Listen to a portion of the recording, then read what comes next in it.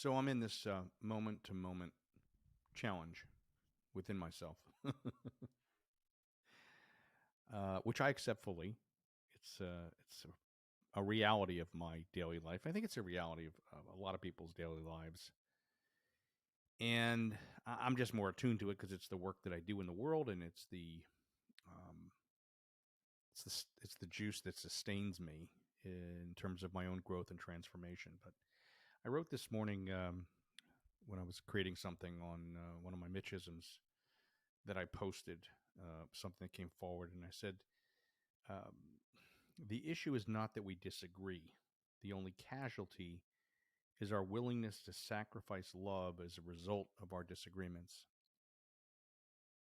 The issue is not that we disagree. It's not. Disagreement is healthy. When two people don't see something the same way, the opportunity is there, provided they're not interested in finding out and figuring out or determining that someone has to be right and someone has to be wrong, but they're actually going, wait a sec, we disagree.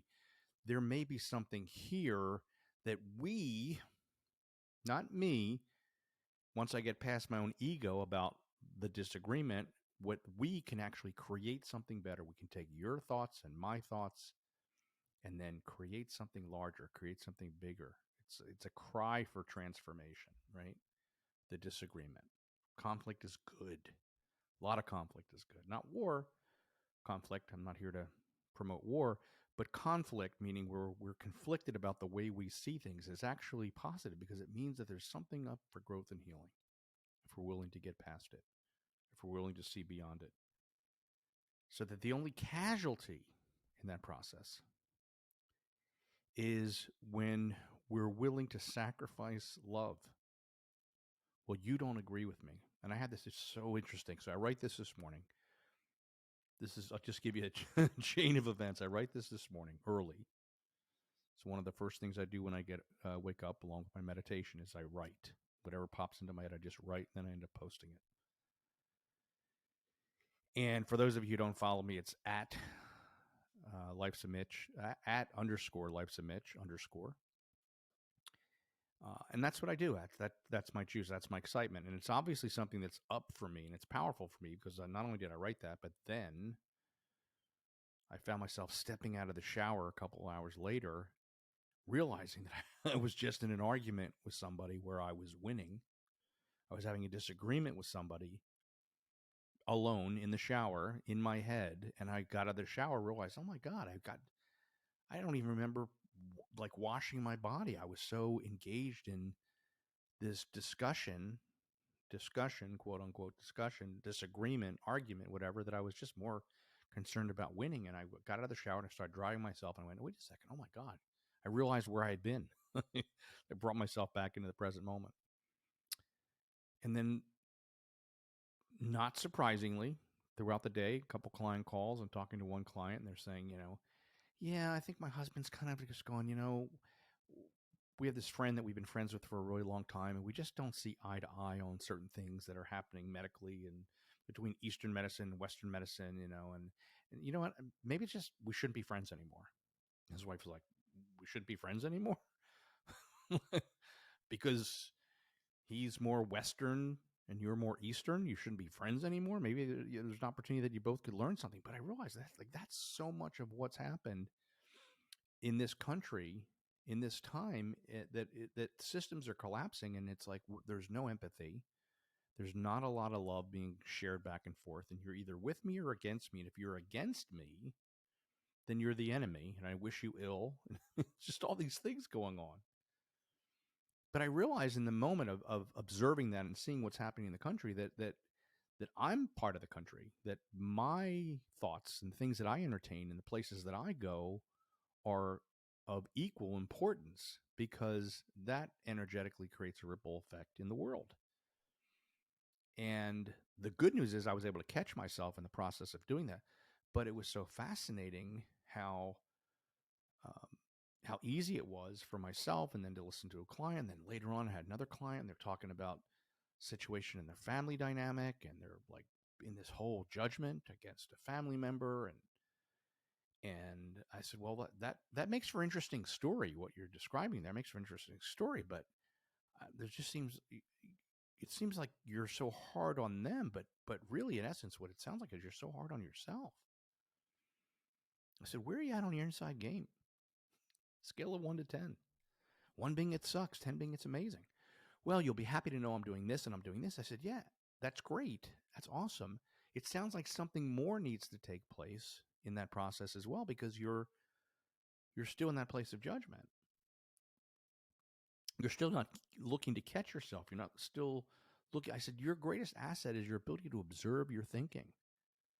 For me to observe myself getting out of the shower and realizing, oh, wow, look where I just went. I need to get back to the present moment. I need to get back to the loving that I talked about in what I wrote, that love becomes the casualty in all this stuff. And they were like, you're right, because it's so interesting. This something tragic happened to a friend of ours, and it really made me pause and put things in perspective. Like, what if something happened to my family member? How would I feel about it? I said, yeah. I said, we're so interested in being right and winning arguments and conversations. And our point of view makes more sense than somebody else's point of view. And we're willing to sacrifice and make love the casualty just for the sake of being right, just for the sake of creating some false sense of safety and security within our own lives. But what's really there? There's not a lot there. There just isn't. So we have to start looking at, okay, can we agree to disagree? Can we agree to see the disagreement, to not sacrifice or make love a casualty, to not to end a friendship or end a relationship and say, wow, this is so fascinating. Your perspective is this, my perspective is this. I'm wondering what we might be able to create if we're willing to look at our differences, each other's differences, as assets, that there's opportunities for us to learn. See, we're never going to please everybody. That's just not possible. Not everybody is going to love you. Not everybody is going to want you. Not everybody's going to believe that your ideas are great or wonderful. But that's in essence what makes us all so unique, is that we're not for everybody. I'm not everybody's cup of tea. I'm okay. I'm okay with that. My preference is they don't, get involved in name calling or whatever. They just go, yeah, just not energetically not a match. I'm okay with that. I'm not an energetic match for everybody. And I've learned over time that other people aren't necessarily an energetic match for me. It doesn't mean I don't like them. Doesn't mean I don't care about them. Doesn't mean I don't love them. It just might mean I don't want to hang out with them, or I might not want to hang out with them all the time, or when I do hang out with them, it's for a shorter burst or a shorter window. But I start to look at just how polarized we are and how polarized that we've gotten as the systems are collapsing around us, is that our need to hold on to something that feels safe is actually doing the exact opposite. It's creating instability. It's creating a lack of safety, not more of it. Sometimes we're so warmed by our own thoughts. We're so comforted by our own thoughts, even though those thoughts may be way off base. They may be outdated. They just may be old and tired. Or some people aren't ready for them. But it is a fascinating thing that we've allowed ourselves from time to time to get to that place where we're so quick to judge, so quick to avoid our own sense of responsibility and our own work on the inside game. I don't look at every single time that I find myself in a place of judgment, even when I got out of the shower and realized that I was in an argument with somebody. I go, God, I caught myself. I go, man, I don't want to reside there. I don't even like visiting there, let alone living there. And I had to forgive myself for judging myself for going there, because sometimes it just happens. Sometimes we're caught off guard by our own brain, by our own bodies. But the heart never lies to us. So what caught me wasn't the thought. What caught me in that moment And what catches me and allows me to share that with other people that I'm working with is when I realize there's an absence of heart. There's an absence of love. And that's honestly, as hokey as it sounds to some people, I mean, the core of what we want more of is love. You may want freedom. Some people may want money.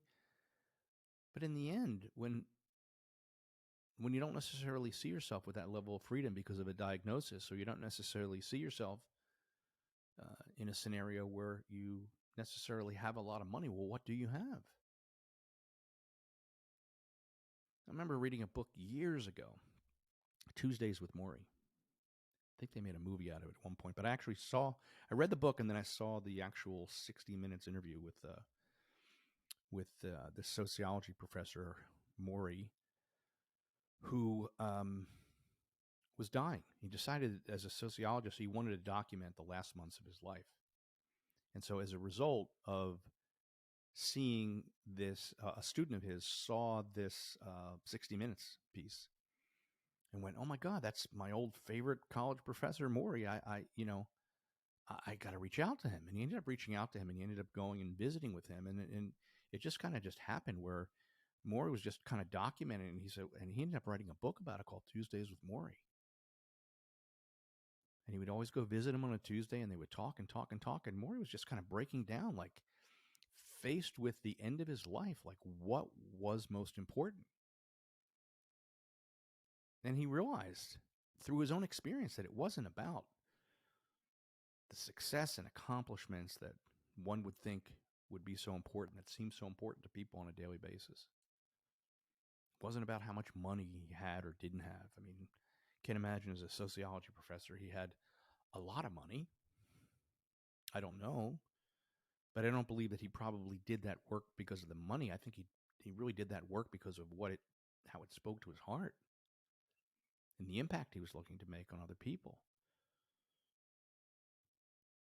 But not surprisingly, and it's been documented by other people as well who've gone through these kinds of situations, life-threatening situations, or just uh, situations or circumstances that really stop people in their tracks. You realize that in the documenting the last months of his life, that the only thing that really matters, really, really matters, is who you love and who loves you.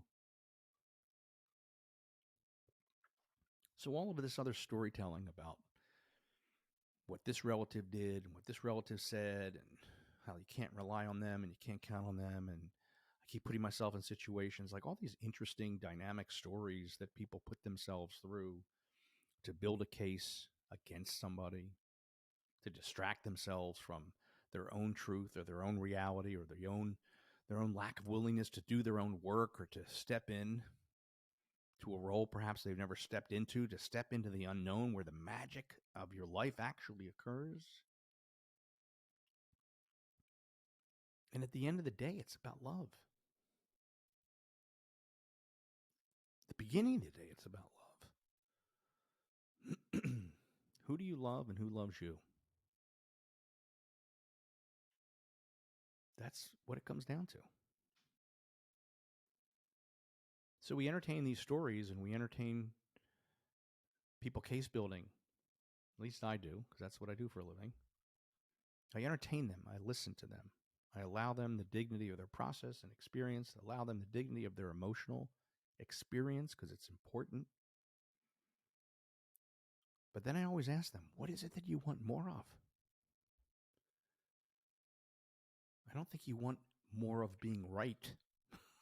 I don't think that's what you're looking for. It sounds like you want more love.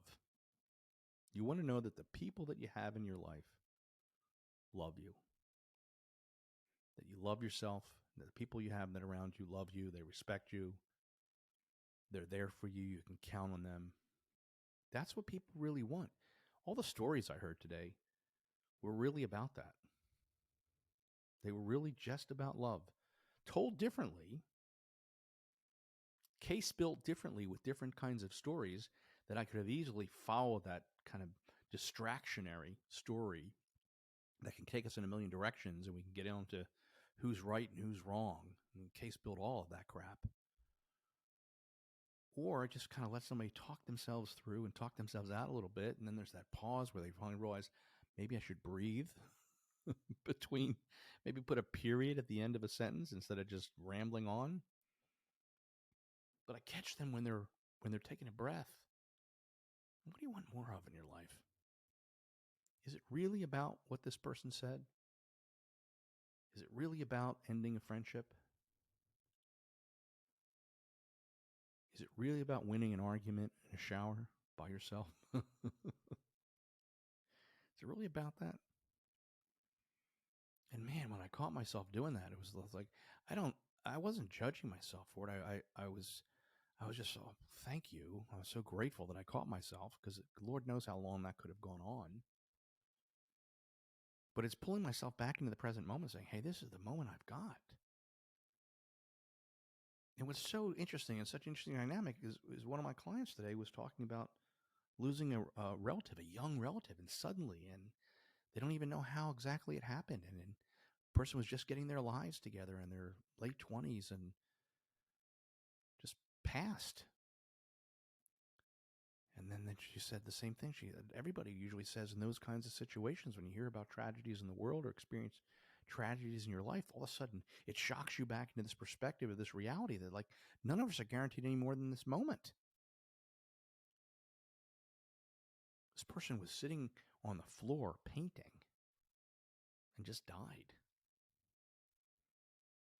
Wasn't jumping out of an airplane. There's no way to go, well, if you jump out of an airplane, it can happen.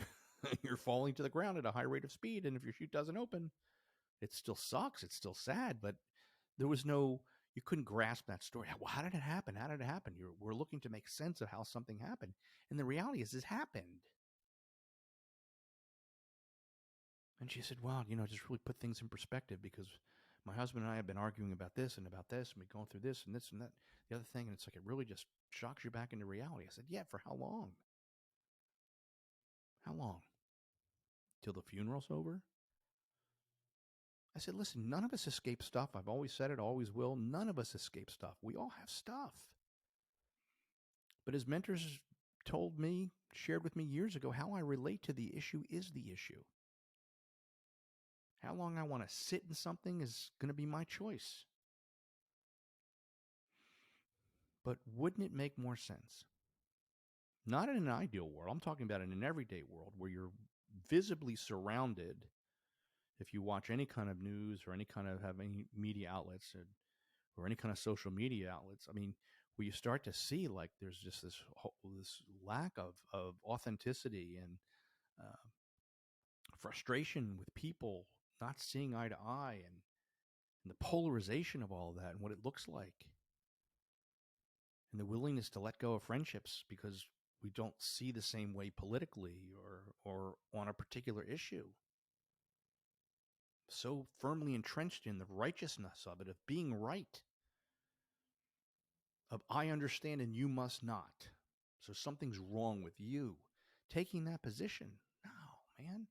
So this situation occurred and all of a sudden it put back in perspective what's most important is love. And yet we get distracted so easily by these other things that happen in our lives where we go, yeah, it's moment to moment. Like we're so grateful for this moment. It can be taken away. Yeah, no. And everybody can agree on it. And then 5 minutes later, 10 minutes later, 5 days later, 10 days later, you're kind of back into this old time frame until something else knocks you back in to the present moment perspective. What if you could actually live there now? That's what the inside game is about. Inside game doesn't say, well, if you do this, this, and this, and then take this level of action in the world, you're going to get everything that you decide that you're going to get. Some things you will get because you set a strong intention and it will be your divine timing in a certain place and time that this will occur. Some things will happen faster. Some things won't happen, but something better will happen and come along. But you get to feel better and more present from my perspective when you have a sustainable, consistent, ongoing inside game. And I don't care what it is. I don't care if you meditate. I don't care if you do gratitude work. I don't care if you journal. I don't care if you give feelings and aspects to your personality, your voice, and let them write about it. All of it is good. All of it works. All of it is designed to keep you in the present moment. And yes, gratitude is the fastest way to now. It is. It just is. It always will, always has been, always will be. To be grateful for what we have in this moment. But the inside game gives you the opportunity to live in this moment more often than not. And the tools that if you drift off, we get you back to the present moment faster, sooner, with greater knowledge, with greater understanding, with a deeper, potentially deeper cut that's been exposed that you can heal and transform. Otherwise, you're just getting back, oh, yeah, anything can be taken away from you at any point in time, and then you get distracted, you're out back in the world, and then you're waiting for the next thing to happen. You don't have to wait. Consistent daily inside game creates sustainable lifetime results. That's what I want for people. That's what I want for myself. That's what I want for others. That's what I know works and allows us to weather any storm, any season, any uncertainty. It's a place that we go to that really is truly called home. It's within. I'm Mitch Newman. We'll see you again next time.